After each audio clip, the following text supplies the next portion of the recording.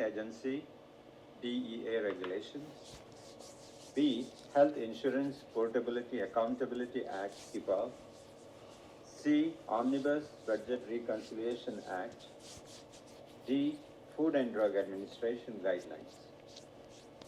Correct answer is Health Insurance Portability and Accountability Act. In short, HIPAA is required for protecting patient health information. A. Confirm pharmacist completed final verification. Another day, 8 hours tayo magtatrabaho ngayon at ako ay hihilamos. Ito ang panghilamos na gagamitin ko. Yes, ito po ay maganda para sa mga may eczema sa balat. Okay? May eczema, may problema sa balat. Makate, dry, at mapula, at ano pa. Basta, yung maraming problema sa balat. Ito siya, napakabisa niya. Continue ito dun sa yun sabi na ang hirap daw mabuhay ng mag-isa or ang hirap daw mabuhay ng solo ka lang, nang wala ka daw kasama. Sa totoo lang, hindi mahirap ang buhay ng mag-isa. Kapag napag-aralan mo ang sarili mo na kayanin lahat ng solo ka, hindi siya mahirap. Pero alam mo, ang katotohanan is dapat may pera kang ikaw ay solong namumuhay para mas magawa mo pa rin yung mga ginagawa mo, mga kailangan mong gawin or yung mga ginagawa mo araw-araw. Kasi may hirapan kang mabuhay ng mag-isa. Kung mag-isa ka na nga, wala ka pang pera. Yes, mahirap yun. Diyos ko. Sabi ko sa inyo, mas mahirap yun. At mahirap din naman na ikaw ay may kasama nga, pero konsumisyon naman sa buhay mo. So, anong gusto mo doon? Di syempre, mabuti pang mag-isa na lang kung konsumisyon lang din ang kasama mo, di ba? Ganun, dapat ang isipin mo, hindi yung, hirap pala nang mag-isa ka lamang, kasama mo yung mga bata. Hindi ka mag-isa kasi kasama mo yung mga bata.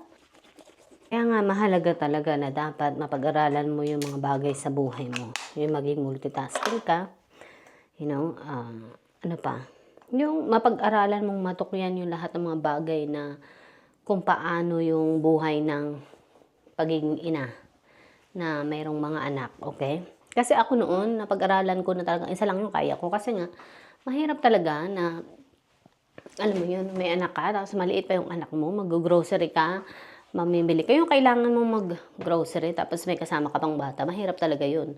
Kaya nga, ang ginawa ko is, pinag-aralan ko talaga siyang gawin. Dahil, talagang mahirap. Kahit mahirap, ginawa ko. Talagang pag nag-grocery ako, kasama ko yung anak ko. Kung saan ako magpunta, kasama ko yung anak ko. Basta lagi ko siyang kasama kasi saan ko iuwanan, di ba? Kaya kailangan, kasama ko talaga. Yun ang ginawa ko. Kahit mahirap daladala kasi syempre, hindi lang yung bata ang dadalhin mo, hindi lang yung sarili mong ihahanda mo, hindi lang yung mga kailangan ng bata ang ihahanda mo. So, parang doble-doble. Kasi, syempre, yung bata, merong car seat, may booster seat. Depende ka ng edad niya. So, nagsimula siya sa booster seat. So, ihanda ko pa yung booster seat niya. Or, iwanan na lang yung booster seat doon sa kotse kung hindi ka maglilipat ng kotse. Kung lilipat ka ng kotse, syempre, alisin mo na yung booster seat, ililipat mo sa kabilang kotse. So, ganun.